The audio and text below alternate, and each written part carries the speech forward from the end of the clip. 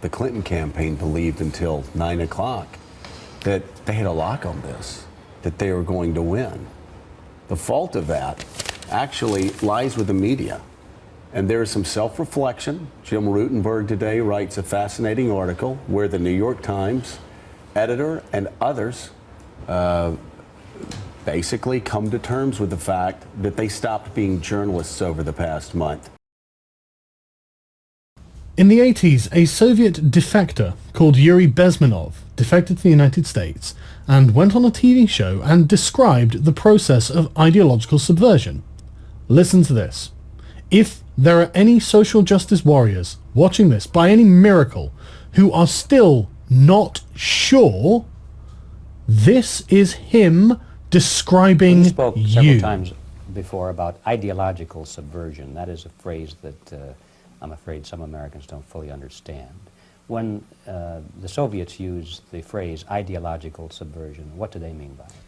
And began being cheerleaders and began being people who had a conclusion that they reached and then searched for facts to show that Hillary Clinton was a 92, 93, 99.999% chance winner of winning this campaign.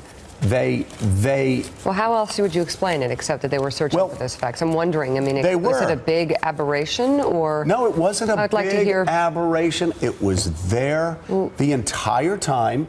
They didn't want to hear it. They didn't want to see it, and I will just say it. Ideological subversion is the process which is legitimate, overt, and open. You can see it with your own eyes. All you have to do, all American mass media has to do, is to unplug their bananas from their ears, open up their eyes, and they can see it. There is no mystery. There is nothing to do with espionage.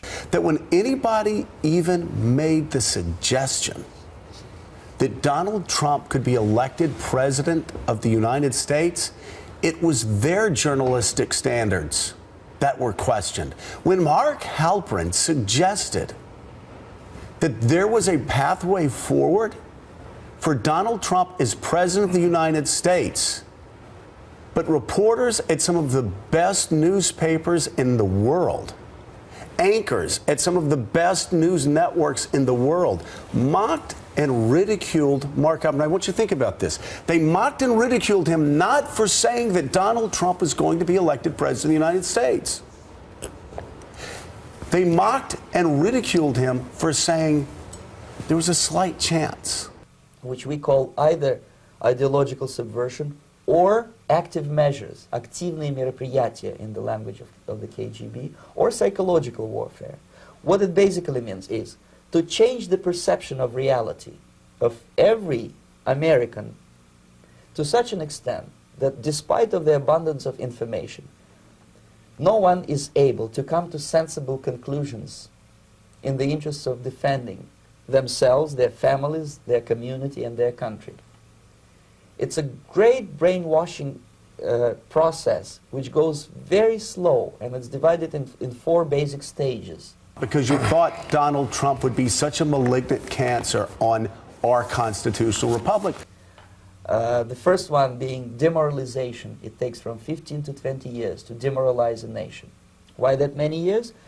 Because this is the minimum number of years which requires to educate one generation of students in the country of your enemy, exposed to the ideology of the enemy. In other words, Marxism-Leninism ideology is being pumped into the soft heads of at least 3 generations of American students without being challenged or counterbalanced by the basic values of Americanism, American patriotism. The result you can see.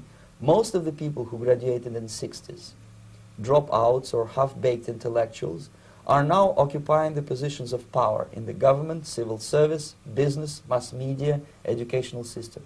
You are stuck with them. You cannot get rid of them. They are contaminated. They are programmed to think and react to certain stimuli in a certain pattern. You completely ignored the world, the elite cluster that you don't know. The first one being demoralization. It takes from 15 to 20 years to demoralize a nation. Why that many years? because this is the minimum number of years which requires to educate one generation of students in the country of your enemy, exposed to the ideology of the enemy. In other words, Marxism-Leninism ideology is being pumped into the soft heads of at least 3 generations of American students without being challenged or counterbalanced by the basic values of Americanism, American patriotism. The result you can see. Most of the people who graduated in the 60s, dropouts or half-baked intellectuals, are now occupying the positions of power in the government, civil service, business, mass media, educational system. And began being people who had a conclusion that they reached and then searched for facts to show that Hillary Clinton was a 92, 93, 99.999% chance winner. You are stuck with them. You cannot get rid of them. They are contaminated. They are programmed to think and react to certain stimuli in a certain pattern.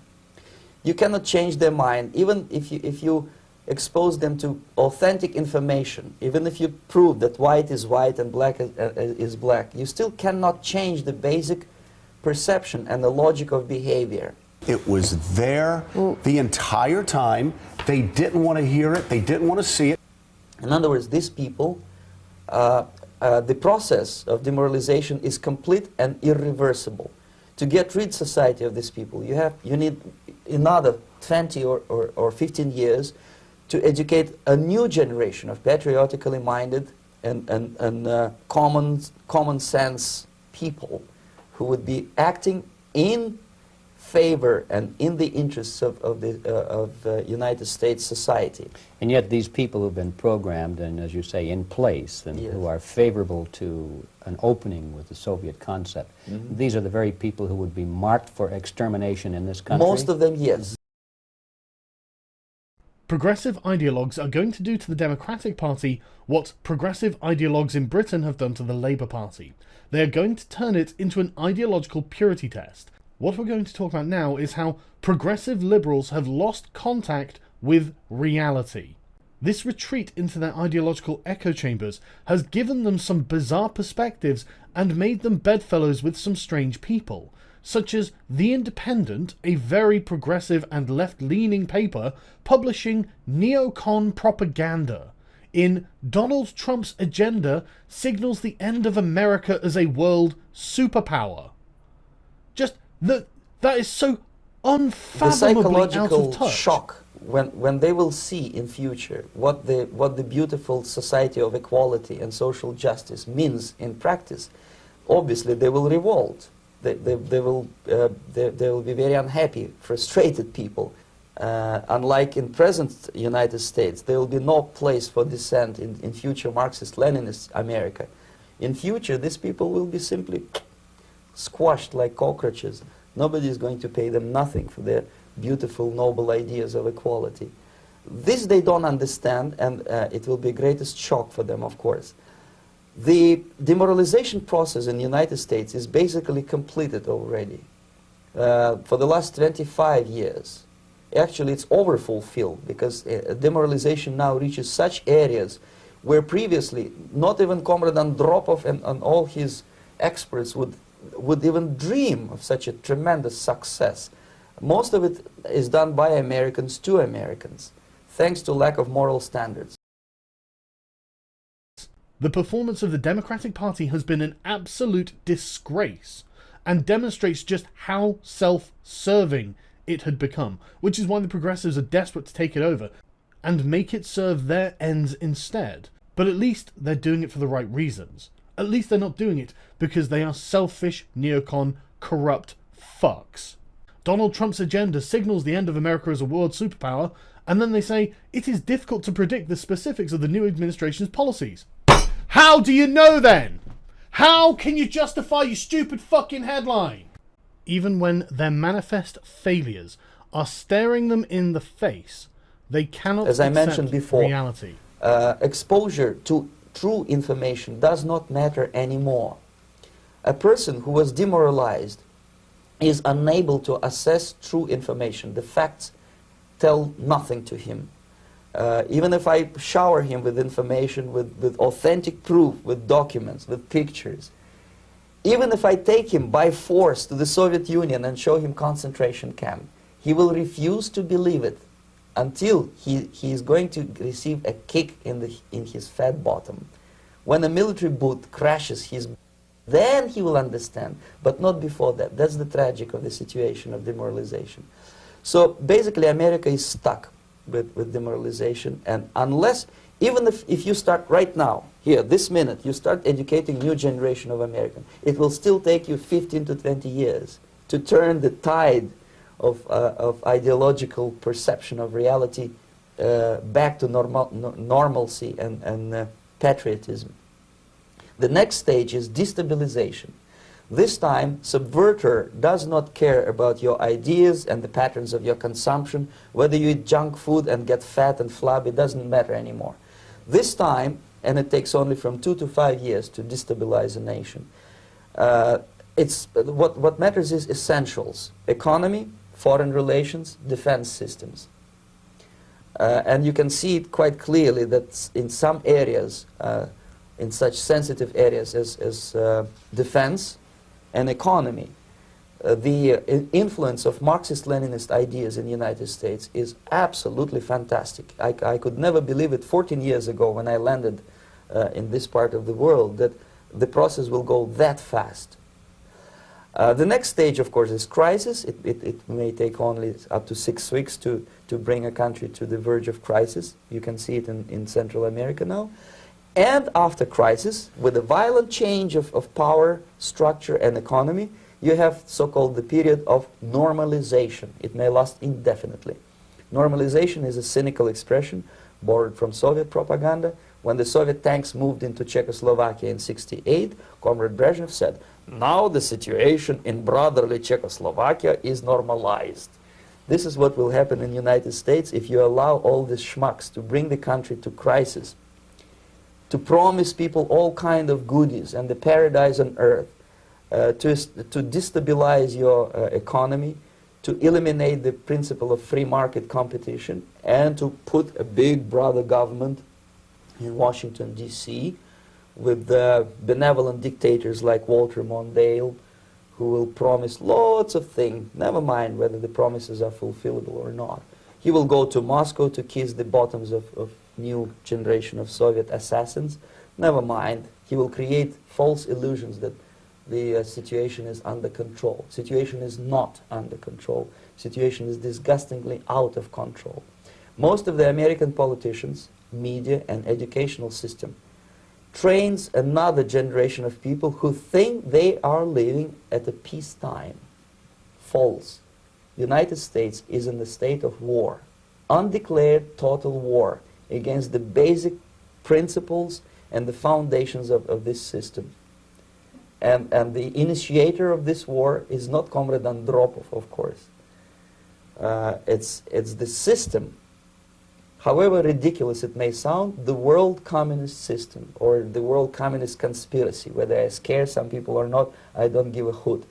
If you are not scared by now, nothing can scare you. But you don't have to be paranoid about it.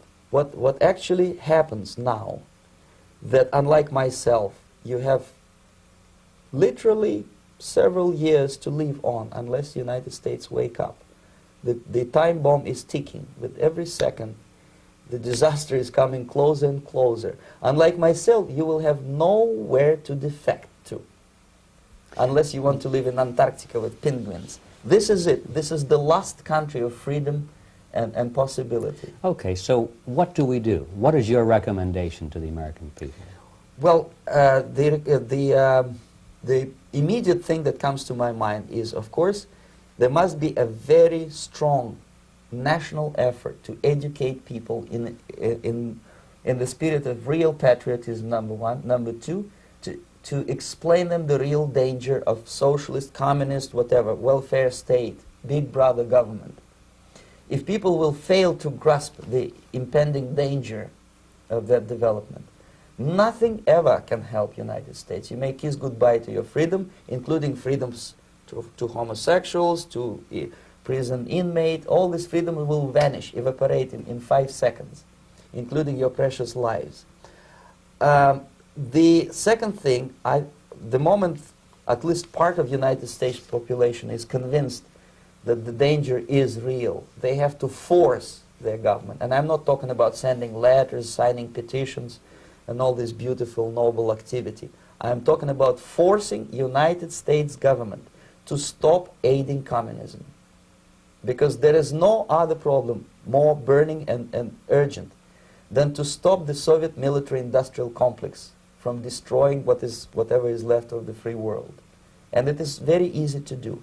No credits, no technology, no money, no political or diplomatic recognition, and of course no such idiocy as grain deals to USSR.